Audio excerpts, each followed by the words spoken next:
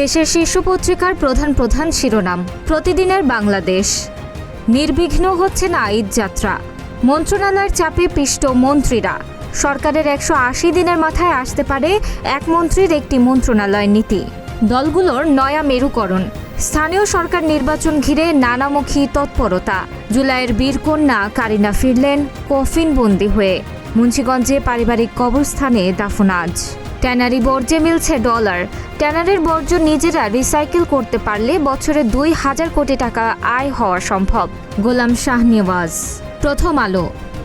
সড়ক প্রকল্পের টাকায় ভবন বিলাস। আবার নাগরিকত্ব ছাড়ার আবেদন এস আলমের। গণমাধ্যমের স্বাধীনতায় আইনের অগণতান্ত্রিক ধারা বাতিলের দাবি। শান্তি আলোচনার পথে বাধা যুক্তরাষ্ট্র। যুগান্তর।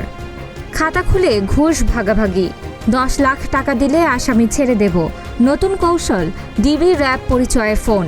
টার্গেট কারাগারে থাকা আসামির পরিবার। আদালত পাড়া কারাগার ঘিরে সক্রিয় এই সিন্ডিকেট। টাকা নেওয়া হয় কুরিয়ারে। পুরোপুরি প্রস্তুত ন্যাম ভবন। উঠতে শুরু করেছেন নবনির্বাচিত সংসদ সদস্যরা। ফ্রিজের সিংহভাগ বিক্রি গ্রামে, শহরে এসি। বিশ্বখ্যাত ব্র্যান্ডের পণ্য দেশেই উৎপাদন করছে আমরা।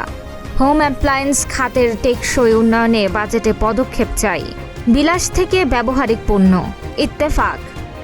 হামে আক্রান্ত শিশুদের সামনে আরও বিপদ। নির্মূল হওয়া রোগও ফিরে আসতে পারে, অভিমত বিশেষজ্ঞদের। গণমাধ্যমের স্বাধীনতা রক্ষায় আইন সংশোধনের দাবি সম্পাদকদের। সাংবাদিকদের বিরুদ্ধে 282 মামলার তালিকা হস্তান্তর। ডুয়েটে ভিসি নিয়োগ নিয়ে সংঘর্ষ, আগুন।